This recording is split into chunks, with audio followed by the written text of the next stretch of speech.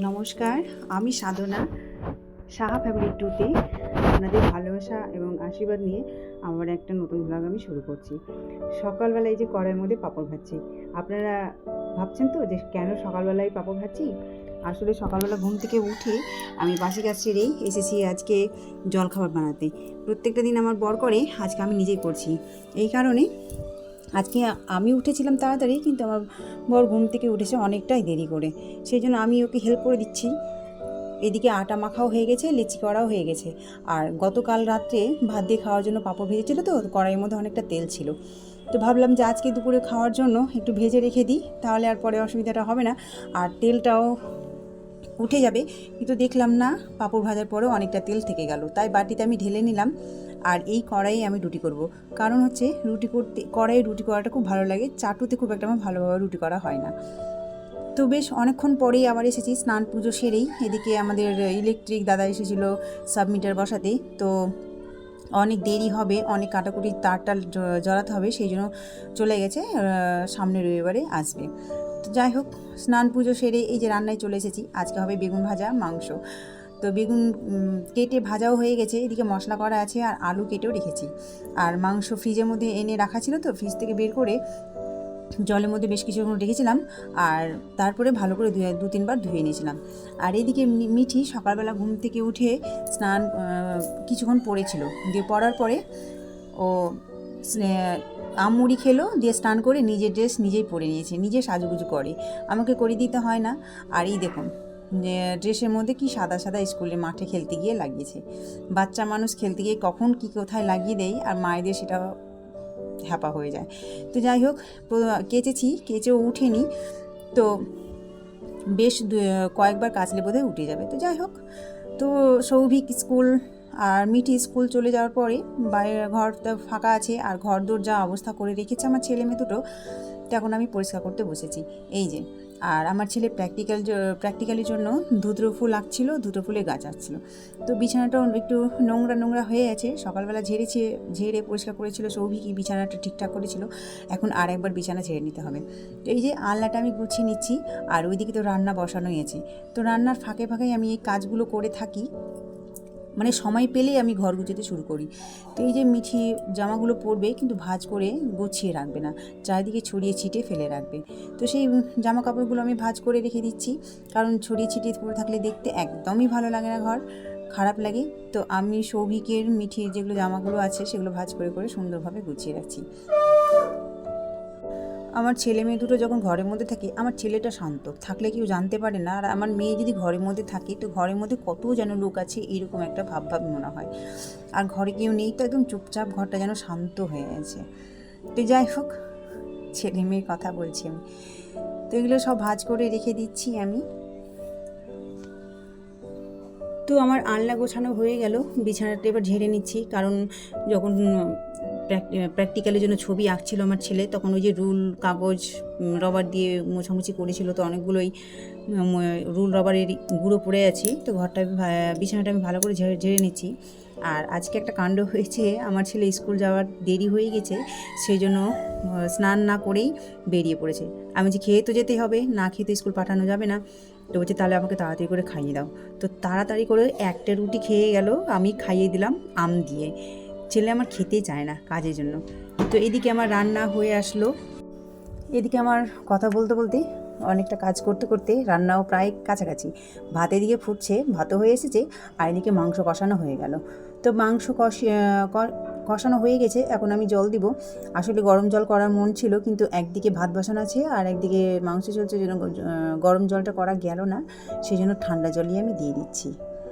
তো এই যে মাংস কষিয়ে আমি জল দিচ্ছি, দিয়ে কিছুক্ষণের জন্য ফুটিয়ে নেব, দিয়ে তারপর নামিয়ে নেব।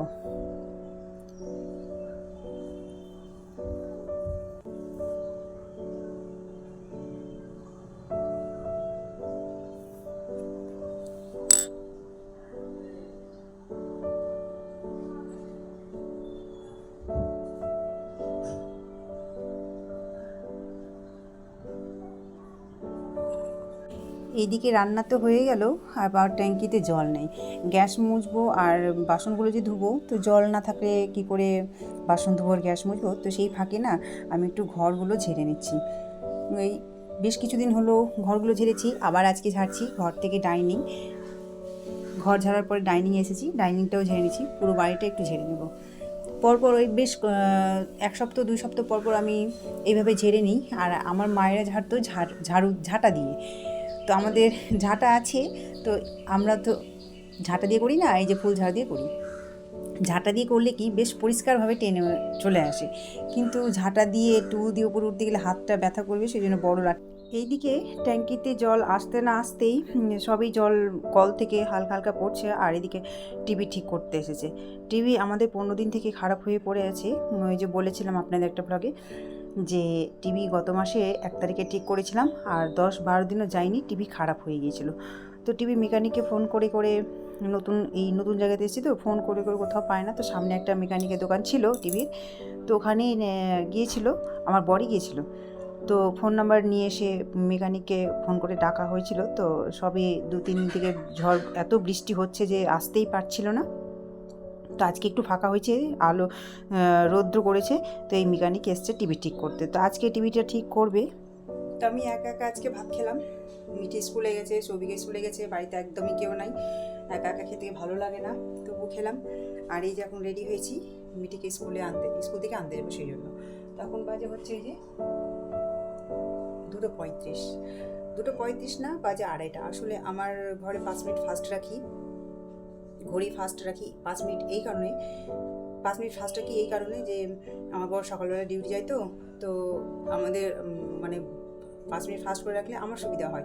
ঘুম থেকে একটু তাড়াতাড়ি উঠি, আর না তো দেরি হয়ে যায় যদি ঠিক টাইম করা থাকে। তো তাড়াতাড়ি উঠি আর সব কাজ একটু আমার বরকে হাতাতে এগিয়ে দিই, করে দিই, সেই জন্য ওই জন্য ফাস্ট রাখি। তো এখন চললাম মিটিকে আনতে। আর টিভিওয়ালা তো টিভি ঠিক করে গেছে। না, আসলে টিভি ঠিক করে যায়নি, আসলে নতুন বোর্ড পাল্টাবে, তো অনেক দিনের টিভি, নতুন বোর্ড পাল্টাবে, তো সেই জন্য টাকা নিয়ে গেছে, বোর্ড আনতে গেছে। আজকে লাগিয়ে দিবে, বোধহয় আজকে লাগিয়ে দেবে। তো টিভি অনেকদিন পর থেকে পড়ে আছে, ভালোও লাগে না, টিভি তো একটু দেখি সবাই, তো সন্ধ্যাবেলা একটু লাগি আমারও। তো এই তো চলুন দেখতে থাকুন, আমি মিটিকে নিয়ে আসি। মিঠি এখন টিউশন থেকে আসলো আর গানে যাওয়ার জন্য রেডিও হয়ে গেল। এরই মধ্যে আম আর রুটি ছিল, তো আমি বললাম যে খেয়ে নে, তো খাবো না বললো। তো যাক, খাবে না, ওর আসলে আম পছন্দ হয়নি, আরও আম লাগতো, তো এখন এই সময় যদি কেটে দিই তোর গানে দেরি হয়ে যাবে। তো বললাম যেটুকু আছে সেটুকু খেয়ে নে, পরে এসে খাবি। তো কথা শুনলো না, ওই জন্য একটু রাগ ভাব দেখাচ্ছে আমাকে। তো যাই হোক, ওকে গানে নিয়ে যাব। আর এরই মধ্যে আগামীকাল বৃহস্পতিবার আছে, তো এই যে সন্ধ্যাবাতি দিয়ে অনুকূল ঠাকুরের প্রার্থনা করে ঠাকুরের বাসন যাচ্ছিল, সেগুলো আমি ধুয়ে নেব। বৃহস্পতির কাজটা এগিয়ে থাকবে। আর এইদিকে গতকাল রাত্রে যখন রাত 9:30 ঝিমঝিম করে বৃষ্টি পড়ছিল, তখন সৌভিক আর ওর বাবা গিয়েছিল সৌভিকের প্র্যাকটিক্যাল বক্স কিনতে। আসলে সায়েন্স নিয়ে পড়ছে, তো প্রত্যেকটা দিন কিছু না কিছু কিনে দিতে হচ্ছে, তাতে খরচটাও বেড়েছে আমার সংসারে। তো যাই হোক, এই যে সেই প্র্যাকটিক্যাল বক্স, এটা হচ্ছে কেমিস্ট্রি এবং বায়োলজি প্র্যাকটিক্যাল বক্স। তো এটা কাজে দেবে, যত সায়েন্স নিয়ে যতদিন পড়বে এই বক্সটা কাজে লাগবে। তো কালকে নিয়ে এসেছিলো। আর এটা হচ্ছে লেন্স, এটা দিয়ে পর্যবেক্ষণ করে তারপরে কাটাছিড়া করে। তো যাই হোক, এই বক্সটা আমি যত্ন করে রেখে দেবো, না তো একটু বকাবকি দিবে। তো ব্লগটা আমি এখানেই শেষ করলাম।